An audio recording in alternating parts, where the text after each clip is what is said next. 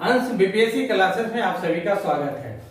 पिछले ब्लॉकों में आप लोगों ने वैदिक काल के बारे में कुछ जानकारी प्राप्त की थी, जिसमें सामाजिक और राजनीतिक जीवन महत्वपूर्ण था।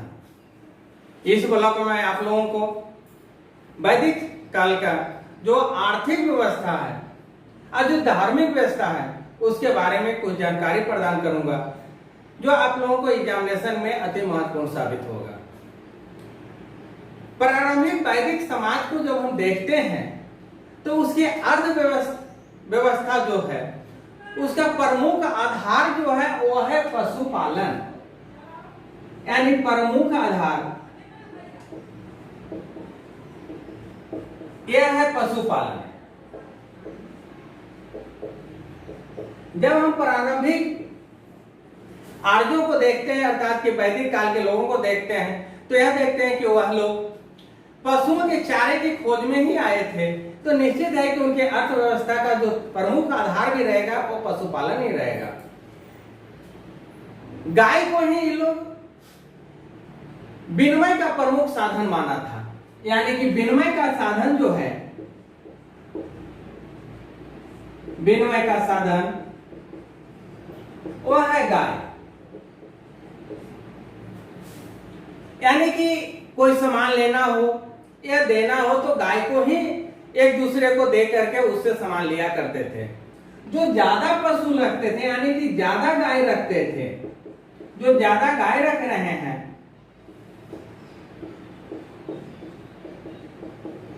उनको ये लोग बोलते थे उस समय गोमत।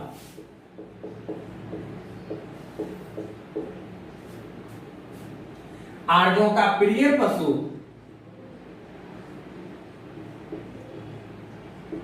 वह गाय था।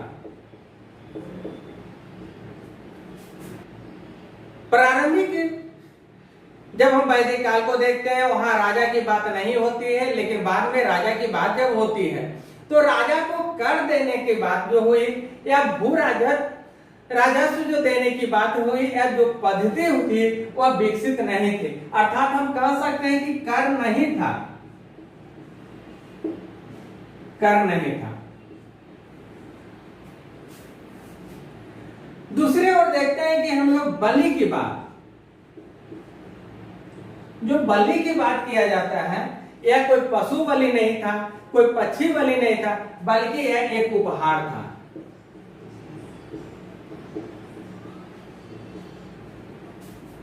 मुद्रा की बात करते हैं हम लोग, तो मुद्रा प्रचलन में नहीं था, यानी कि मुद्रा का विकास नहीं हुआ है, विकास नहीं हुआ है। निक्स की बात आती है, कहीं कहीं पे कुछ लोग कहते हैं कि निक्स ही मुद्रा है, लेकिन नहीं, जो निक्स है, निक्स मुद्रा नहीं है,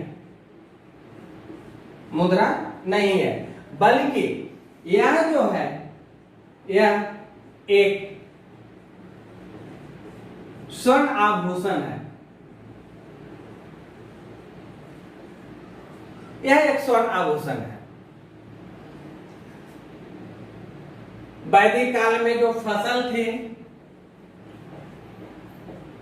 या अनाज हम लोग कह लें, यह जो अनाज है, यह जब हम देखते हैं ऋग्वेद में, यानी ऋग वैदिक काल में सिर्फ बात आती है यव की, अर्थात जौ की, लेकिन बाद के कालों में और भी फसल आ गई है।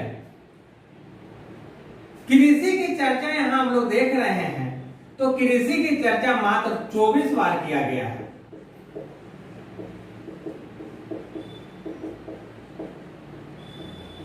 यह आपके एग्जामिनेशन के दृष्टि से ऐसा पूछा जाता है कि ऋग वैदिक काल में कृषि की चर्चा कितने बार की गई है, तो आपका आंसर होगा कि 24 बार की गई है।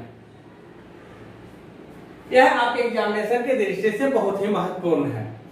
उत्तर वैदिक काल में देखेंगे अधिक प्रकार के जो है अन्न उपजाने लोग लगे थे, जिसमें आता है चावल या गेहूं। चावल को उस समय लोग बोला करते थे ब्रीही, को यबही, लेकिन गेहूं को बोलते थे गोधूम।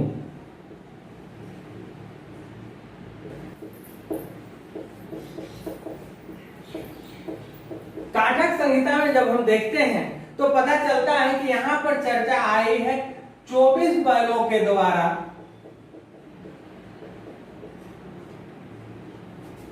हल खींचने की बात।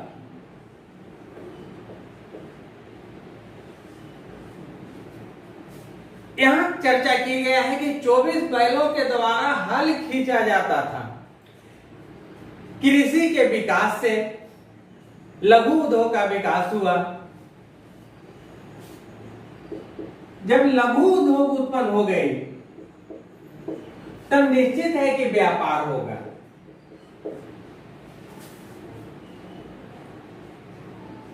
लघु उद्योग में हम देखते हैं वह है वस्त्र निर्माण, बर्तन निर्माण,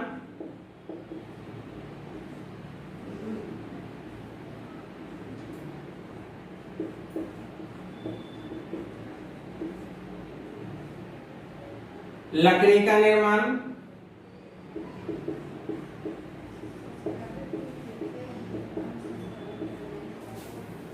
साथ ही साथ चमड़े का कार्य।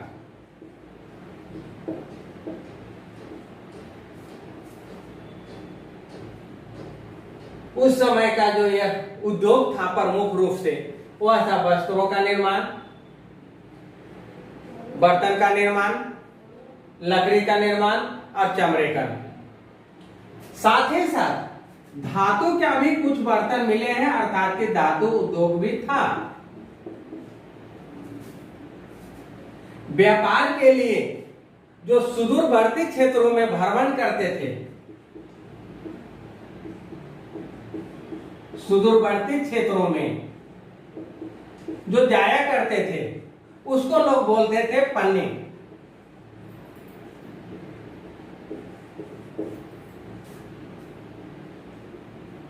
इस तरह से हम लोग देखते हैं कि आर्थिक व्यवस्थाएं इनका पूरी तरह से निर्भर है पशुपालन पर और कृषि पर। अब पशुपालन और कृषि ग्रामीण सभ्यता को दर्शित करते हैं, अर्थात कि ग्रामीण सभ्यता का प्रतिनिधित्व करती है। इस तरह से हम कह सकते हैं कि वैदिक काल जो है वो शहरी सभ्यता न है बल्कि एक ग्रामीण सभ्यता है। इसके बाद हम लोग देखते हैं अब इसका धार्मिक जीवन। वैदिक काल में आर्यों का प्रमुख रूप से जो धर्म था उसके बारे में जब हम अध्ययन करते हैं तो पता चलता है कि यह लोग जो हैं वह प्रकृति का पूजा करते हैं, यानी कि प्रकृति पूजक है। साथ ही साथ जग को ज्यादा महत्व देते हैं। सर्वाधिक महत्व इन्होंने दिया है वह जग को दिया है, सर्वाधिक महत्व। देवताओं में देखेंगे इंद्र का महत्व सबसे ज्यादा है। जो इंद्र है इनकी महत्ता इस समय बहुत ज्यादा है, अर्थात कि यह जो है ये प्रमुख देवता है।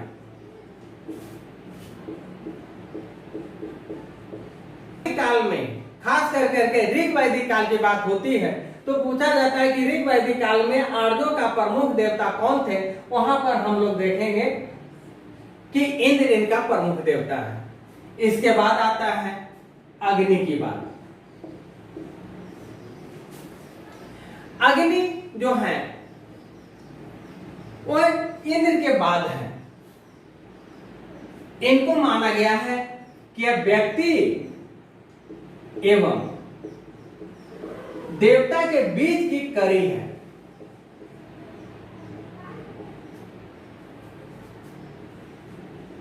बीच की कड़ी। वहीं इंद्र को लोग मानते हैं कि यह जो है वह वीरता, शक्ति, साथ ही साथ वर्षा का ये देवता है। इनके बिना ना तो किसी आदमी को शक्ति आती है, ना ही उनको वीरता में मिलता है, यानी कहने का उसको किसी भी लड़ाई में जीत मिलती है, ना ही वर्षा होती है। इनको कहा जाता है, इंद्र को, पुरंदर,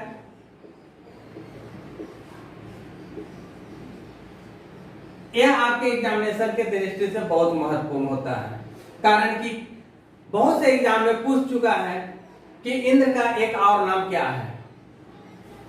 दूसरा इनको नाम दिया गया है वज्रबाहु।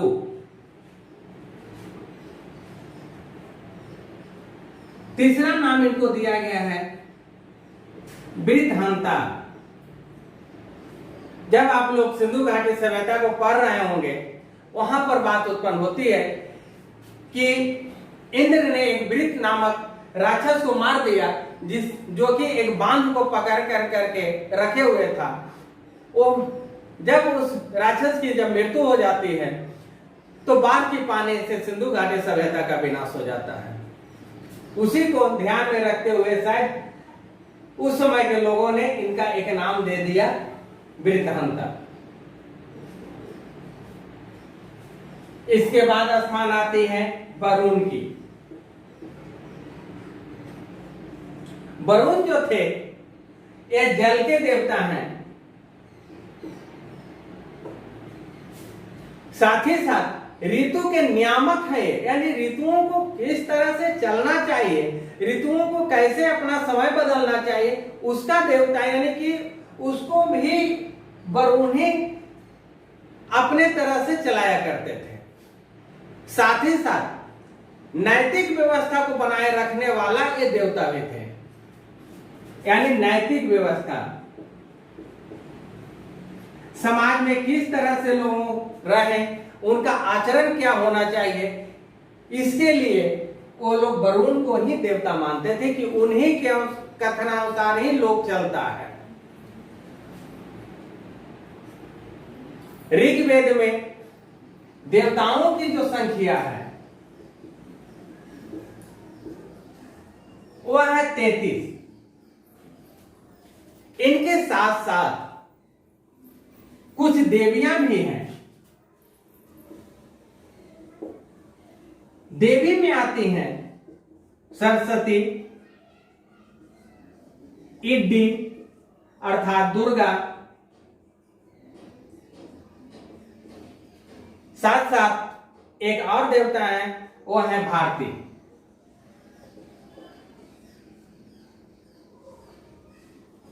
अगला जो देवता है वो है मारुत। मारुत जो है ये है आंधी एवं तूफान के देवता। मारुत जो है आंधी और तूफान के देवता हैं।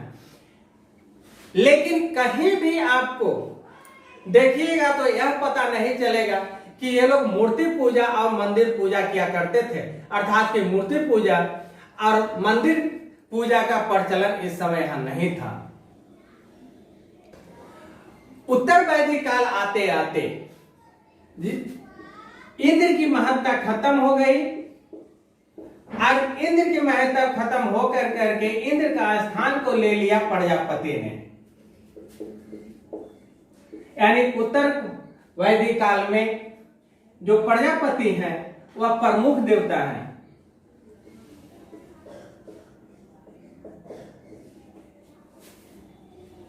वैदिक काल में ही आप देखिएगा कि आश्रम व्यवस्था का प्रचलन हो गया है। आश्रम व्यवस्था कहने का अर्थ है कि इस समय के लोग वानप्रस्थ, गृहस्थ, ब्रह्मचर्य और संन्यास की बात करने लगे हैं। यानी बचपन अवस्था में जब वह पढ़ने जाया करते थे उस समय ब्रह्मचर्य पालन करते थे। घर जब आ गए तो गृहस्थ आश्रम में आ गए। पुनः जब उनकी 50-60 की आयु होती होगी तो वो जंगल की ओर प्रस्थान कर गए, जहां उन्होंने संन्यास यानी कि जंगल की ओर गए तो वानप्रस्थ हो गया। और वहां जाने के बाद जब वो संन्यास ग्रहण कर लिए तब उनका संन्यास की बात आ जाती। ग्रीक वैदिक काल और उत्तर वैदिक काल में क्या कुछ समानता थी या कुछ असमान थी, यानी कि तुलनात्मक हम लोग अभी इसको देख लें, अर्थात हम लोग तुलना कर लेते हैं। तुलना करते हैं किसमें किसमें? तो ऋग वैदिक काल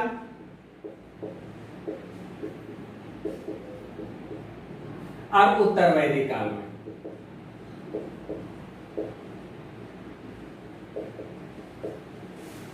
उत्तर वैदिक काल को हम लोग देखते हैं, इसका जो ईस्वी है पूर्व जो वो है 1000 ईस्वी पूर्व से 600 ईस्वी पूर्व। यहां हम देखते हैं कि 1500 ईस्वी पूर्व से 1000 ईस्वी पूर्व।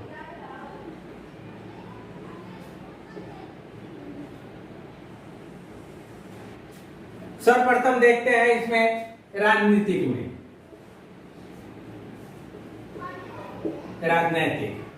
राजनीतिक में जब हम देखते हैं तो स्पष्ट पता चलता है कि प्रारंभ काल में यहां जन है, लेकिन उत्तर वैदिक काल में जनपद की बात हो जाती है। यहां कबीला है, यानी कि घूमते हुए लोग रहते हैं, लेकिन यहां क्षेत्र विशेष में रहना स्टार्ट किए, क्षेत्र विशेष में अस्थायी हो गए। कबीला का काम है घूमना, लेकिन यहां क्षेत्र विशेष में अस्थायी निवास।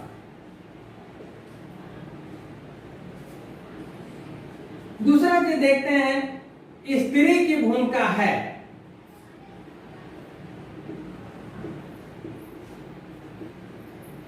लेकिन उत्तर वैदिक काल में नहीं है। यह आपके एग्जामिनेशन के दृष्टि से महत्वपूर्ण है। 12 रत्नी की यहां चर्चा किया गया है, लेकिन ऋग वैदिक काल में 12 रत्नी की बात नहीं होती है। 12 रत्नी यानी कि अधिकारी वर्ग।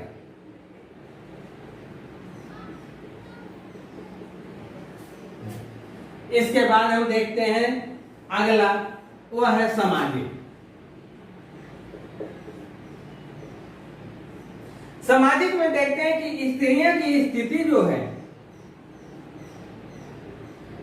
स्थिति बहुत अच्छी है,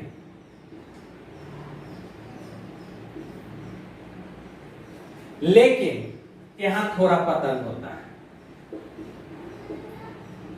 थोड़ा पतन है।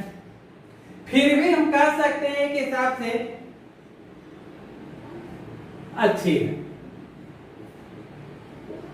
लेकिन ऋग वैदिक काल के तुलना में नहीं, क्योंकि यहां आती है गार्गी की चर्चा, मैत्रेय की चर्चा, इसलिए हम कह सकते हैं कि यहां अच्छी है। यहां शिक्षा बहुत है, यानी कि शिक्षा था, यहां भी है, लेकिन उतना कारण है कि गार्गी और मैत्रेय दो आ गए हैं। वर्ण व्यवस्था था, वर्ण व्यवस्था था कहने का अर्थ है कि यहां 3 वर्णों की बात होती थी, लेकिन यहां भी वर्ण व्यवस्था है। यहां 4 वर्णों की बात आ जाती थी, लेकिन कठोर नहीं है। अभी भी हम कह सकते हैं कि वर्ण व्यवस्था है, लेकिन कठोर नहीं है। भले यहाँ कर पर आधारित था, यहाँ कर पर आधारित नहीं है, लेकिन हम कह सकते हैं कि वर्ण व्यवस्था यहाँ नहीं है, नहीं वर्ण व्यवस्था था, लेकिन कठोर नहीं था। आर्थिक जीवन के बारे में अब हम लोग देखते हैं। आर्थिक जीवन जो है वह पशुपालन है। कृषि जो इनका है वह सीमित है। यहाँ भी पशुपालन है। कृषि जो देखते हैं वह अस्थाई हो गया है, अस्थाई कृषि। धर्म की बात हम लोग करते हैं। धर्म में यहां देखते हैं पहले इंद्र प्रमुख देवता है, अग्नि है, वरुण है, मरुत है। लेकिन उत्तर वैदिक काल में आने के बाद जो प्रमुख देवता है वह प्रजापति है। दूसरा देवता जो है वह विष्णु है। प्रजापति जो है कहा जाता है कि सभा और समिति जो है वो प्रजापति की दो पुत्रियां हैं। यानी प्रजापति सभा और समिति को प्रजापति की दो पुत्रियों के रूप में संबोधित किया गया है। इस तरह से वैदिक काल का जो पूरा पैकेज था वो आज समाप्त होता है। अगला ब्लॉग में आप लोगों को महाजनपद के बारे में कुछ जानकारी प्रदान करूंगा। किस तरह महाजनपद का उदय होता है, किस तरह से उसके बाद जनपद, उसके बाद महाजनपद बना।